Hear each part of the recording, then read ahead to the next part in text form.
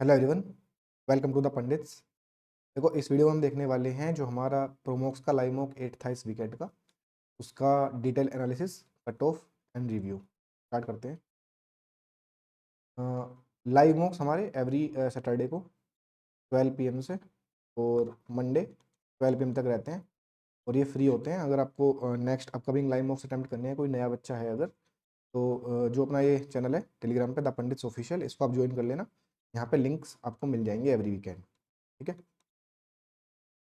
और जो आपको टॉप 10 वाली लिस्ट में जो टॉप रैंकर्स दिखते हैं मॉक्स में, वो फेक होते हैं, ठीक है। दूसरी आईडी से लोग अटैम्प्ट करते हैं टॉप करने के लिए, तो ये भी मैं बता दूं, कभी कोई जो फ्रेशर्स होते हैं ना, उनको पता नहीं रहता, तो वो एकदम घबरा जाते हैं कि भैया इस वाले मॉक में 200 नंबर कैसे आ गए ना। तो ये लोग, क्योंकि हम लोग सॉल्यूशन साथ के साथ ही दे देते हैं, रीजन बीइंग की एनालिसिस करना इजी रहता है कि आपने मॉक सबमिट किया और फिर तुरंत सॉल्यूशंस देख के एनालिसिस कर लिया। तो लेकिन उसका बस यही एक नुकसान है कि लगभग 80 से 100 बच्चे ऐसे हैं जो दोबारा अटेम्प्ट करके वो अच्छे मार्क्स के लिए, पता नहीं कुछ लोगों को दिखाना होता है, कोई नहीं, चलो इनको आप इग्नोर करो, ठीक है। ज़्यादा फर्क नहीं पड़ता इनसे, लगभग 1% का फर्क पड़ेगा, ठीक है। तो ये वाला मॉक जो था, ये प्रीवियस अपने भी जितने भी लाइव मॉक्स थे उनसे थोड़ा अच्छे लेवल का था। स्पेशली जो मैथ्स पोर्शन था इसका, वो थोड़ा टफ था, ठीक है। एक बार मैं आपको कंपेरिजन दिखा दे रहा हूँ कि लाइव मॉक 1 से लेकर 8 तक की जो अपनी कट ऑफ्स हैं, उनमें कितना कितना डिफरेंस रहा है, ठीक है। ये आप देख लेना रोक के। जिस भी बच्चे ने 7 के साथ या 8, मतलब जितने भी लाइव मॉक्स आए हैं सारे अटैम्प्ट किए हैं, उसको ये वेरिएशन फील हुआ होगा अपने मार्क्स में भी। लेकिन एक जो चीज़ है परसेंटाइल, वो बहुत ज़्यादा वेरी नहीं करेगी आपकी, ठीक है। परसेंटाइल आप कोशिश करो कि अच्छी रहे, ठीक। जो फ्रेशर्स हैं वो एटलीस्ट 80% प्लस के ऊपर रहो, और जो रिपीटर्स हैं वो 90% के ऊपर रहो, ठीक है। तो जो अपनी कट ऑफ है वो लगभग 135, 127, 125, 125, 128, 130, 125 और 115, मतलब आप देखोगे ना लगातार ऊपर नीचे होती रहेगी वो। उसी को हम वेरिएशन बोलते हैं, ठीक है, जो कि बहुत ज़्यादा ज़रूरी है, ठीक है। ये वाली अब तक की हार्डेस्ट मॉक था, ठीक है। ये मैंने इसलिए दिखा दिया है क्योंकि पता है कुछ लोग ना ये कमेंट कर रहे थे सॉल्यूशंस के नीचे कि बहुत ही रिलेवेंट मॉक बनाते हैं, टफ बनाते हैं, ये सब वगैरह। भाई हर तरह का मॉक बनाते हैं, ठीक है। वो दिखाने के लिए है बस कि भाई हाँ, इजी भी है। एक 153 कट ऑफ वाला भी मॉक है और अपने पास में 115 वाला भी है, ठीक है, 135। नेक्स्ट देखते हैं। टोटल अटैम्प्ट जो थे इस मॉक के, वो 23,500 बच्चों ने अटैम्प्ट किया है टोटल, ठीक है। सब्जेक्ट वाइज जो लेवल्स हैं और कट ऑफ के स्कोर्स हैं वो आप देख सकते हो यहाँ पे। अगर आप फ्रेशर्स की बात करोगे तो मैथ वेरी हार्ड लेवल में आएगा उनका, लेकिन स्टिल 12 से 13 क्वेश्चन आप इजीली निकाल सकते हो अगर टाइम मैनेज अच्छे से करोगे। तो फ्रेशर्स तो 25 प्लस तो आपका होना ही चाहिए अगर सिलेबस हो गया है तो, ठीक है। रिपीटर्स 30 प्लस कर सकते हैं इजीली, वो आगे मैं दिखा दूंगा अभी एक बार क्वेश्चन सारे, ठीक है। यहाँ पे मैंने एवरेज स्कोर लिख दिया है हर सब्जेक्ट का। रीजनिंग ईजी ही थी ये मैथ्स को बैलेंस करने के लिए। लेकिन देखो, जब हम पिछले मॉक्स में रीजनिंग ईजी लिखते थे तो कट ऑफ 40 रहती थी और इधर 45 रहती थी। लेकिन यहाँ पे मैथ टफ हो गया ना, तो वो मैथ रीजनिंग का भी टाइम खा जाता है, उस वजह से प्रेशर बन जाता है ना, तो ये 5-5 नंबर अपने आप कट ऑफ जो है गिर गई है वो, ठीक है, इसी वजह से। और जो इंग्लिश है वो मॉडरेट लेवल की थी, उसमें कोई ऐसा इशू नहीं था, ठीक है। ऐसे ही जो जीएस है वो थोड़ी सी मॉडरेट सा हार्ड साइड फ्रेशर को लग सकती है, रिपीटर्स के लिए वो मॉडरेट ही थी, ठीक है। यहाँ पे आप एवरेज स्कोर चेक कर सकते हो, पूरे मॉक का जो एवरेज स्कोर है टोटल वो 104 रहा है अपना। और अगर लेवल की बात करोगे, फ्रेशर्स के लिए हार्ड है और रिपीटर्स के लिए मॉडरेट से हार्ड है, क्योंकि मोस्टली जो मैथ्स होता है अपना वही लेवल डिसाइड कर देता है। अगर वो हार्ड आ गया तो फिर पेपर हार्ड में ही आएगा, चाहे आप कितने भी बाकी सब्जेक्ट्स को ईजी डाल लो, लोग हार्ड ही बोलते हैं उसको, ठीक है। कट ऑफ अब देखोगे ऐड करके लगभग 115 प्लस फ्रेशर्स के लिए और लगभग 135 प्लस रिपीटर्स के लिए, ठीक है। अब हाँ, अगर 23,500 टोटल बच्चे हैं तो उसमें से कितने कितने बच्चों के कितने मार्क्स हैं वो भी मैं एक बार दिखा देता हूँ। ये जो देखो 180 प्लस से ऊपर जो 28 बच्चे दिख रहे हैं ना, इनमें मुश्किल से मुश्किल एक बच्चा रियल होगा, बाकी सब फेक वाले हैं, ठीक है। तो उसके हिसाब से अपनी रैंक देख लेना और आप ये माइनस करते चले जाओ। ये 67 में से लगभग 30 लोग जो हैं वो फेक वाले हैं, तो यहाँ पे आपकी 37 रैंक बनेगी रियल वाली, ठीक है। यहाँ पे लगभग 170, 180, ठीक है, इस हिसाब से देख लेना।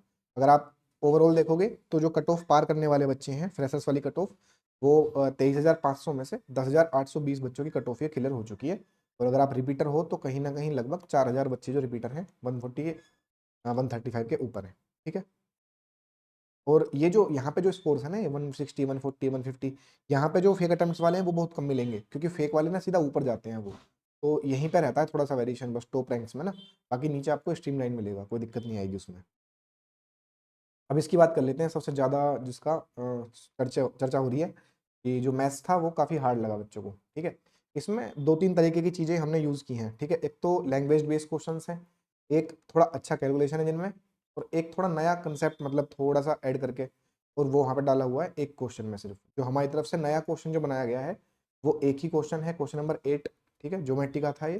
बाकी जो प्रीवियस ईयर के क्वेश्चन हैं एसएससी के, उन्हीं में थोड़ी-सी लैंग्वेज चेंज की गई है या फिर थोड़ा कैलकुलेशन ऐड किया गया है, ठीक है? और एक क्वेश्चन 25 नंबर का था, ये आईबी एसीआईओ का क्वेश्चन था, ये इसको थोड़ा-सा चेंज किया गया है लास्ट में। लेकिन स्टिल जो स्टार्टिंग का आप इसमें ऑर्डर देखोगे ना, कि क्वेश्चंस को पुट कहाँ-कहाँ पे किया गया है, वो काफ़ी मैटर करेगा कि आपके मॉक का एवरेज स्कोर कितना रहने वाला है मैथ्स का, ठीक है? अब अगर आप यहाँ पे देखोगे कि यहाँ पे स्टार्टिंग के 10 क्वेश्चंस में 3 क्वेश्चंस अच्छे वाले डाले हुए हैं, ठीक? और फिर अगर आप लास्ट में देखोगे, तो लास्ट के जो 5 क्वेश्चंस हैं उसमें 25 वाला ये हार्ड है, और फिर ये 28 वाला बेसिक क्वेश्चन था, लेकिन बच्चे ना टाइम यहाँ पे स्टार्टिंग में वेस्ट इतना कर दिए हैं कि वो लास्ट तक फिर अच्छे क्वेश्चन, फिर जो सिंपल वाले थे वो भी नहीं कर पाए हैं बेसिक क्वेश्चंस भी, वो मैं दिखा दूंगा अभी एक बार, ठीक है? और बीच-बीच में भी गड़बड़ आपसे हुई है यहाँ पे, ठीक है? अगर मैं इसी मैथ्स के ऑर्डर को, इन्हीं क्वेश्चंस को ऐसा अरेंज करता कि इजी क्वेश्चंस में 1 से 10 में रखता, और फिर उसके बाद में हार्ड क्वेश्चंस में लास्ट में डालता, तो देखो ऑर्डर ये कुछ ऐसा दिखता। अभी आप ये देख लेना कि ये अभी जो ऑर्डर था ये वाला था हमारे मूक में। इसके अकॉर्डिंग इजी क्वेश्चंस हैं 7, मॉडरेट क्वेश्चंस हैं 10, और हार्ड क्वेश्चंस हैं 8, और डुएबल क्वेश्चंस हैं 16। डुएबल मतलब जो इजी थे प्लस मॉडरेट में 40% से ऊपर बच्चों ने जो ठीक कर दिए हैं, ठीक है? तो डुएबल क्वेश्चन 16 आ रहे हैं अभी इस ऑर्डर में। लेकिन जब आप इस ऑर्डर को चेंज कर दोगे, मैंने यहाँ पे लिखा हुआ है रीऑर्डर। अगर मैं ईजी वाले क्वेश्चंस इस तरीके से अरेंज करता कि वो 1 से 10 तक सारे ईजी होते, तो आपका जो है ना कॉन्फिडेंस जो होता है, वो एकदम बूस्ट होता चला जाता। मतलब जैसे-जैसे आप नीचे आते कॉन्फिडेंस आपका एकदम बढ़ता रहता, ठीक है? अगर यहाँ पे स्टार्ट करते टाइम 50 था, तो यहाँ आते-आते 100 हो जाता वो, ठीक है? इसमें फिर आप स्किपिंग की कोई नीड नहीं रहती। लेकिन उसका फ़र्क क्या पड़ता है कि जब आप यहाँ से चल रहे हो ना एकदम मस्ती में सोल्व करते हुए, तो ये जो क्वेश्चंस की परसेंटेज ड्रॉप हुई है, ये वाले सारे क्वेश्चंस 50% से ऊपर जाते हैं। ठीक है? फँसते नहीं, टाइम वेस्ट नहीं होता, तो ये क्वेश्चंस आप निकाल लेते बहुत ईज़िली। ये क्वेश्चंस ईज़ी की कैटेगरी में ही आ जाते वहाँ पे। और फिर ये 3 क्वेश्चंस जो थे ये मॉडरेट की कैटेगरी में आते, यानी लगभग 40 से 50% के बीच में। और ये 5 क्वेश्चन्स तो चलो ठीक है, ये अच्छे थे, लास्ट में आपके यही छूटते बस। यानी छूटने वाले क्वेश्चंस इतने ही थे जो छूटने थे। देखो, ऐसा तो मैं नहीं बोल रहा हूँ कि ये मॉक 50 नंबर लाने वाला था, नहीं था। सारे एग्ज़ाम जो हैं उसमें भी अपनी शिफ्ट्स ऐसी सारी शिफ्ट्स नहीं होती हैं कि जहाँ पे आप कंप्लीट स्कोर कर पाओ, मतलब 100 50 आउट ऑफ 50 मैथ्स में, 50 रीजनिंग में, है ना? कुछ ना कुछ शिफ्ट्स आपकी हार्ड मिलेंगी ही। तो वहाँ पे जो अपना सबसे मेन फ़ोकस रहता है वो होता है स्किपिंग करना, और जो डुएबल क्वेश्चंस हैं उनको एक बार पकड़ना, मतलब कि ठीक है कहाँ-कहाँ पे रखे हुए हैं। हम हमेशा बोलते हैं ना कि हंटर होता है, एक एस्पिरेंट होता है ना हंटर, कि उसको जो ईज़ी-ईज़ी शिकार है वो पकड़ना होता है। बाकी जो लगता है कि ये थोड़ा टफ है उसको स्किप करना होता है। स्किपिंग सबसे ज़्यादा इंपॉर्टेंट है, ठीक है? तो अगर हम इसको थोड़ा-सा भी ऑर्डर चेंज करते, तो यहाँ पे डुएबल क्वेश्चंस आपके 20 हो जाते हैं। तो फिर वहाँ पे आपको 40 स्कोर आना चाहिए था, ठीक है? तो जो भाई रिपीटर्स हैं ना, जिनका सिलेबस हो चुका है, जिनको पीवाईक्यूज़ आते हैं, और अगर आप बिलो 40 स्कोर कर रहे हो, तो उसका एक ही सिंपल रीज़न है कि आपकी अटेम्प्टिंग जो स्ट्रैटेजी है, उसमें कहीं न कहीं फ्लो है। आप या तो क्वेश्चंस पे अटक जा रहे हो स्टार्टिंग में ही, ठीक है? आप सही से क्वेश्चन स्किप नहीं कर पा रहे हो। ठीक है? अदरवाइज़ आपने बाद में देखा होगा ना, कुछ बच्चे कमेंट्स में बोल भी रहे थे कि भैया मॉक के टाइम पे तो प्रेशर बन रहा था, तो ये क्वेश्चन सोल्व नहीं हुए। लेकिन जब हमने फिर मॉक के बाद अटेम्प्ट किए क्वेश्चंस, तो उनमें से लगभग हमारे मोस्टली क्वेश्चन हो गए थे, 2-3 क्वेश्चन ही फँसने वाले थे बस। ठीक है? बट इश्यू क्या हुआ कि वो 2-3 क्वेश्चंस स्टार्टिंग के 10 में आ गए, तो वहाँ पे फिर प्रेशर क्रिएट हो गया अपने आप। कि यार क्वेश्चन सोल्व नहीं हो रहे हैं, तो फिर जो ईज़ी-ईज़ी क्वेश्चंस थे, वो भी बच्चे छोड़ते चले गए। ठीक है? तो जो भी ऐसा बच्चा है जो रिपीटर है और इसमें बिलो 40 वो कर पाया है, ठीक है? तो कोशिश करना कि आपकी जो अटेम्प्टिंग स्ट्रैटेजी है, वो इस तरीके की रहे कि आप अगर स्टार्टिंग में देख रहे हो कि लेंथी क्वेश्चंस हैं या टफ क्वेश्चंस हैं, तो आप उनको स्किप कर दो और सेकंड राउंड के लिए उनको छोड़ दो सिंपली, ठीक है? पहले राउंड में अपने को ईज़ी-ईज़ी क्वेश्चंस ही पिक करने हैं जो आपको आते हैं, ठीक है? और इसी चीज़ को सिखाने के लिए मैंने मैथ्स मैने वाले जो अभिषेक भाई हैं उनसे भी बोला था कि देखो, सॉल्यूशंस तो सब डाल देते हैं, कोई भी सॉल्यूशन करा देगा, ठीक है टीचर। लेकिन एक जो मॉक अटेम्प्टिंग स्ट्रैटेजी होती है कि एक स्टूडेंट किस तरीके के मॉक अटेम्प्ट करे, वो कौन से क्वेश्चन स्किप करे, कौन से को पहले राउंड में करे, वो आप मैथ्स मैनिया की वीडियो देख लेना, काफ़ी अच्छे से उसने बताया हुआ है, ठीक है? कुछ लोग उसको भी कमेंट्स में लिख रहे थे कि आपने 56 मिनट लिया है और मॉक के क्वेश्चन देख के तो कोई भी कर देगा भाई ऐसा ठीक है, मतलब ये चीज़ मैटर तो करती है, लेकिन फिर भी वो बंदा समझाने के हिसाब से बना रहा है, ठीक है? तो आप ये मत देखो कि ये तो 56 मिनट में सोल्व कर रहा है, ये बहुत ही बचकानी चीज़ है, ठीक है? तो अब एक बार इन क्वेश्चंस को अपन देख लेते हैं कि इनमें हुआ क्या-क्या है। मैं दिखा देता हूँ एक बार। सबसे पहले क्वेश्चन नंबर अपना फर्स्ट ही है जो 3% लोगों का सिर्फ ठीक हुआ है, ठीक है? अब ये वाला जो क्वेश्चन था आपको दिख रहा है कि यार 3 लाइन की मतलब लंबी सी लैंग्वेज लिखी हुई है इसमें, ठीक है? और बीच में कहीं ना कहीं इसमें लैंग्वेज फंसाई भी हुई है। वो बोल रहा है कि न्यूमेरिकल वैल्यू जो है प्रॉफिट परसेंटेज की वो इक्वल है लॉस परसेंटेज के, तो कहीं ना कहीं ये फर्स्ट अटेम्प्ट में जो अगर आप रिपीटर हो चाहे फ्रेशर हो आप इसको छोड़ोगे सिंपली, ठीक है। या ऐसा हो सकता है कि आप 30 सेकंड के लिए ट्राई करो थोड़ा सा लिख के बट फिर छोड़ दो, ठीक। तो ये वाला क्वेश्चन स्किप करने वाला था फर्स्ट में। अगर हम इसको 23 पे डालते 24 पे डालते मतलब ऑर्डर में, तो कुछ बच्चे इसको सोल्व कर जाते लास्ट में, लेकिन फर्स्ट में था तो ये स्किप हो गया, ठीक है। करना भी स्किप था, लेकिन देखो एवरेज टाइम इसमें 46 सेकंड है फिर भी।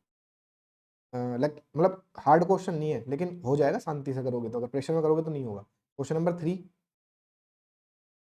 ये वाला जो पाई चार्ट है ये कैलकुलेटिव है थोड़ा सा, ठीक है। यहाँ पे आपको दिखेगा कि अगर आप कैलकुलेशन करने जाओगे तो टाइम ले जाएगा। इसका एवरेज टाइम देखोगे 1 मिनट 34 सेकंड है। तो अगर आपने क्वेश्चन पढ़ा तो आप इसको स्किप कर सकते हो कि ठीक है मैं एक बार इसको लास्ट में आके देख लूंगा। और घबराना नहीं है, देखो अगर कितना भी टफ पेपर आ जाए, आप इसमें भी देखो कि टफ पेपर में जो हार्ड क्वेश्चंस की संख्या है ना, जो हार्ड बन गई है वो 8 दिख रही है आपको, लेकिन एक्चुअल में हार्ड कितने हैं, 4 से 5 क्वेश्चन। ये जो लास्ट के आपको परसेंटेज दिख रहे हैं, ये वाले 5 क्वेश्चन इसमें अच्छे हैं। तो जब भी एसएससी का पेपर भी अगर आएगा ना, कभी भी हार्ड शिफ्ट जो आती है उसमें मैथ्स में जब बच्चों को इशू होता है वो यही रहता है कि यार क्वेश्चंस तो 5 ही हार्ड थे, लेकिन उनकी वजह से प्रेशर इतना बन गया कि 7-8 हार्ड लग रहे थे वहां पे, ठीक है।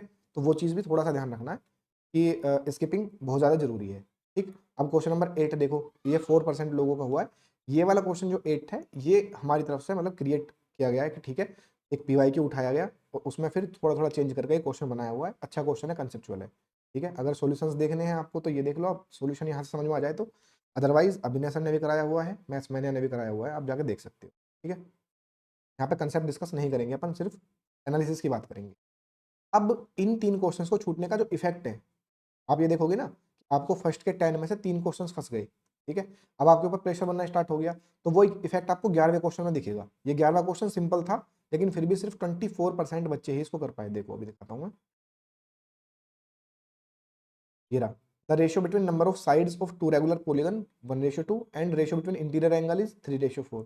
एक बहुत बेसिक सा फॉर्मूला है रेगुलर पॉलीगन और इंटीरियर एंगल के बीच में कनेक्शन होता है, वो मैंने यहाँ पे लिख भी दिया देखो, n-2 into 180 degree upon n, ठीक है। ये बेसिक फॉर्मूला है और कितना सिंपल इसका सॉल्यूशन था, लेकिन फिर भी उस टाइम प्रेशर बन गया तो कुछ बच्चों ने ये देखते ही छोड़ दिया। मोस्टली इसमें वो फ्रेशर्स ही होंगे जो एकदम देखा होगा कि यार पॉलीगन इंटीरियर एंगल, क्योंकि है ना कुछ ऐसे टॉपिक्स हैं जो बहुत ज़्यादा हर बच्चे के कंट्रोल में नहीं होते हैं, जैसे कि रेस हो गया या इंस्टॉलमेंट हो गया, ठीक है। या ये इस तरीके के रेगुलर पॉलीगन वाले या ऑक्टागन वाले सवाल हो गए ना, तो ये थोड़े से ऐसे टॉपिक्स हैं जो एवरेज बच्चे के थोड़े वीक रहते हैं, ठीक है। तो ऐसा क्वेश्चन वो देखते ही छोड़ देते हैं। ये जो 24% लोग निकाल गए हैं मोस्टली रिपीटर्स ही होंगे इसमें से, ठीक। बेसिक क्वेश्चन था, इंटीरियर एंगल का फॉर्मूला डालो, आप सिंपल रेशियो निकालो, बहुत इजीली ये हो जाएगा। लेकिन ये 24% क्यों दिख रहा है, सिर्फ इसीलिए दिख रहा है 24% बच्चों का ये, क्योंकि शुरू के जो 10 क्वेश्चन थे उसमें प्रेशर बन गया था वहां पे। अगर मैं इसी क्वेश्चन को फर्स्ट पर रख कर दूंगा तो ये अबव 60-70 बहुत इजीली चला जाएगा, क्योंकि बेसिक ही फॉर्मूला था, लेकिन वो प्रेशर बनता है। फिर एक एक क्वेश्चन नंबर अपना 14, ये वाला जो क्वेश्चन है ये सीजीएल जो 19-20 वाले मेंस थे, लगभग तब इस टाइप के क्वेश्चंस काफी आते थे। उसमें थोड़ा स्लाइड चेंज हुआ है यहाँ पे, स्लाइड मतलब किस तरीके से कि यहाँ पे सीधी सीधी वैल्यू ना देके इसने मल्टीप्लाई मतलब फैक्टर बना दिए हैं यहाँ पे कि आपको 5 को और 0.0065 को आपको तोड़ना पड़ेगा। मतलब एक तो ऐसा होता है क्वेश्चन जिसमें आपको फैक्टर्स या फॉर्मूला ए क्यूब बी क्यूब ये सब चीज दिख जाती है सीधी सीधी। एक होता है जब आपको फैक्टर करने के बाद वो चीज दिखती है, तो थोड़ा सा फैक्टराइजेशन का था यहाँ पे। ये क्वेश्चन बढ़िया क्वेश्चन है बहुत, ठीक है, ये अच्छे लेवल का क्वेश्चन है। अगर आप मतलब बढ़िया से प्रैक्टिस करके बैठे हो सिंप्लीफिकेशन की, बोर्ड मार्क्स की, तो आपको ये दिखेगा यहाँ पे, ठीक है। ये अच्छा था। और फिर है एक क्वेश्चन नंबर 18, ये भी देखो, ये 11 जैसा है, जैसा 11 नंबर क्वेश्चन था वैसा ही 18 नंबर क्वेश्चन है। मतलब इसमें सिर्फ 2 बेसिक फॉर्मूलाज हमारे यूज हो रहे हैं, और वो सिर्फ इसलिए छोड़ दिया बच्चों ने कि टाइम नहीं बचा, ठीक है। 18 नंबर तक आते आते वो एग्जॉस्ट हो चुके थे कि भाई क्वेश्चन छूटे जा रहे हैं तो जल्दी जल्दी एक बार देख लेते हैं, तो ये भी छोड़ दिया फिर। बस इसमें जनरल 2 ही मतलब एक फॉर्मूले हैं हमारे, मतलब 2 भी नहीं बोलूंगा, एक ही टॉपिक के 2 फॉर्मूला आ जाएंगे, ठीक है। सम ऑफ फर्स्ट नेचुरल नंबर्स के स्क्वायर का सम और फर्स्ट नेचुरल नंबर्स का सम, ठीक है। ये 2 फॉर्मूले होते हैं, इसी में 20 पुट करना था इनकी जगह पे और आपका आंसर निकल आता, लेकिन प्रेशर इसको हार्ड बना दिया एग्जाम में, ठीक है। फिर एक क्वेश्चन नंबर 21 है आपका। ये वाला क्वेश्चन अगर आप देखोगे तो जो कंसेप्ट है वो बहुत ज़्यादा टफ नहीं है, लेकिन इसमें भी यही हुआ होगा कि फ्रेशर बच्चे आए हैं और देखा है कि यार परसेंटेज थोड़ी तिरछी मिर्ची दे रखी है, 3 से 1/3%, तो उन्होंने जल्दी जल्दी में इसको स्किप कर दिया कि एकदम लास्ट के क्वेश्चन देख लेते हैं एक बार जाके, जबकि ये उतना टफ नहीं है, सीधा ही क्वेश्चन होने वाला है, ठीक। फिर है अपना क्वेश्चन नंबर 25। ये वाला अच्छा क्वेश्चन है, ये IB ACIO के एग्जाम में पूछा गया था और उसमें सिर्फ इसकी वैल्यू पूछी थी 2A + 3B + 4C इस तरीके का करके कुछ। उसके आगे हमने थोड़ा सा ये बढ़ा दिया है क्रिएट करके कि वैल्यूज यहाँ पे पुट कर दी हैं, तो आप निकालोगे तो हो जाएगा, लेकिन अच्छा क्वेश्चन है ये, ठीक है। तो मैंने क्या बताया, हमारी तरफ से इसमें सिर्फ 3 ही अच्छे ऐसे क्वेश्चंस थे जो हमने डाले कि ठीक है यार इनको अच्छा लगा देते हैं। एक तो क्वेश्चन नंबर ये 25 IBACI वाला, ठीक है। एक क्वेश्चन नंबर ये 9 जो CGL 9 नहीं ये 14 वाला, ठीक है, जो सिंप्लीफिकेशन का था, और एक है कॉन्ग्रुएंसी का क्वेश्चन, ठीक है। 3 क्वेश्चन अच्छे और 2 एक ही कैलकुलेशन वाला और एक लैंग्वेज का। तो हमारे तरफ से जो गया 5 क्वेश्चन अच्छे गए, लेकिन वो 5 8 में कन्वर्ट हो गए और कुछ ऐसे क्वेश्चन जो ईजी में होने थे वो मॉडरेट में चले गए, सिर्फ इसी वजह से कि आप बैलेंस नहीं कर पाए हो टाइम को, या आप स्किप नहीं कर पाए हो टाइम पे, ठीक है। तो वो चीज़ हमेशा से आगे जितने भी मॉक्स आएंगे उसमें ध्यान देना, ठीक है। और इस तरीके का एक मॉक जरूरी होता है। देखो हमने पीछे 7 मॉक सिंपल वाले कर लिए, मैंने दिखाया आपको कि जो 7 मॉक्स हैं उनमें लगभग लगभग बेसिक जो बेसिक टू मॉडरेट लेवल ही था, लेकिन एग्जाम में अपने टफ शिफ्ट्स भी आती हैं, ठीक है। हालांकि इतना टफ पेपर में अगर आए तो बहुत बच्चे ढह जाएंगे वहाँ पे, ठीक है। तो ये थोड़ा सा एक स्टेप अप है, लेकिन कभी कभी ये चीज़ें भी जरूरी होती हैं, ठीक है। मतलब 8 में से एक बार तो ये चलेगा, कोई इशू नहीं है, ताकि टाइम मैनेजमेंट की जो वैल्यू आप सीखो थोड़ा सा, है ना, कि स्किपिंग करनी होती है। बाकी अपना ये रीऑर्डर बता दिया मैंने। रीजनिंग में देख लो यार, रीजनिंग में तो मैं इसको स्क्रीन को फुल कर देता हूँ एक बार। रीजनिंग में सिर्फ एक ही क्वेश्चन फंसा है बच्चों का, बाकी सारे क्वेश्चन डुएबल थे। ये वाला क्वेश्चन है कौन सा, 22, क्या हुआ है भाई इसमें, एक मिनट।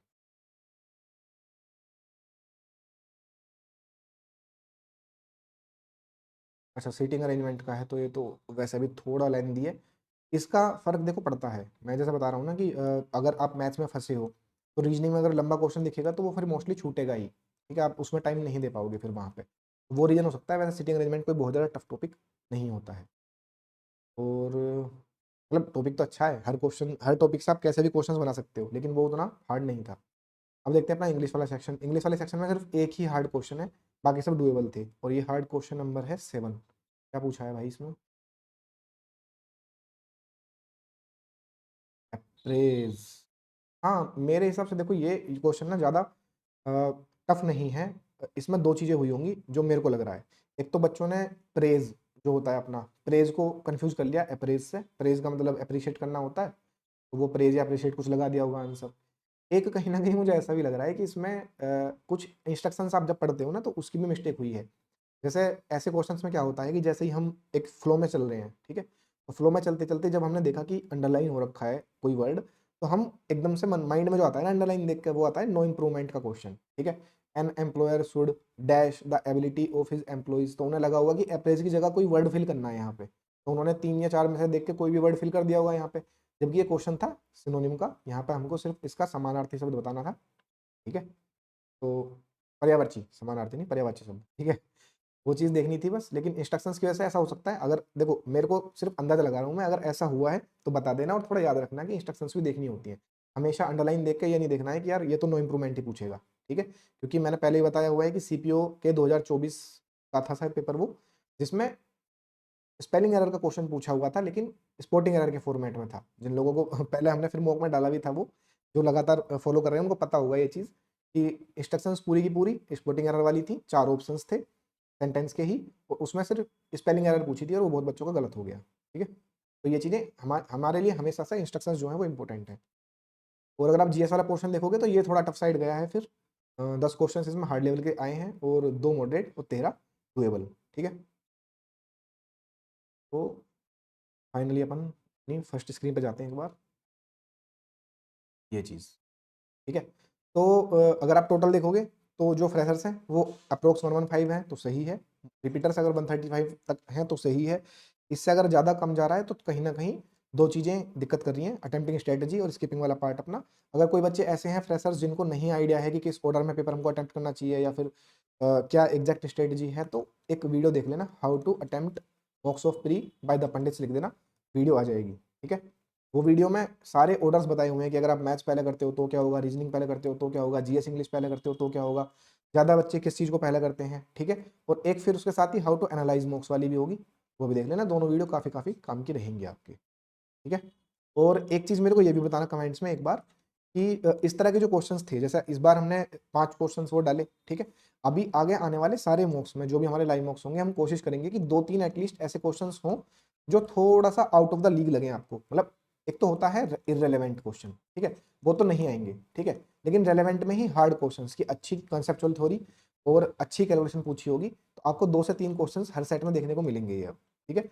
इजी इजी काफ़ी खेल चुके हैं अपन, अब थोड़ा सा, क्योंकि वेंडर भी देखो अपना ऐसा ही है, अब नेक्स्ट वेंडर का कुछ पता नहीं है क्या डालेगा, तो अभी से थोड़ा सा आउट ऑफ द कंफर्ट जाने का अपन कोशिश करेंगे। और कमेंट्स में बता भी देना कि यार चीज़ ये ठीक है या नहीं है, क्योंकि पता है क्या है, अगर एक भी ऐसा मौका जाता है ना तो हर जगह वो ही चिल्लाने लग जाते हैं सब, इरेलीवेंट बना दिया, ये क्या कर दिया, ये तो हार्ड है, ये वो है। भाई पता है हार्ड है, हमको भी पता है, डाल रहे हैं ना हम, तो हमको पता है क्या चीज़ है वो।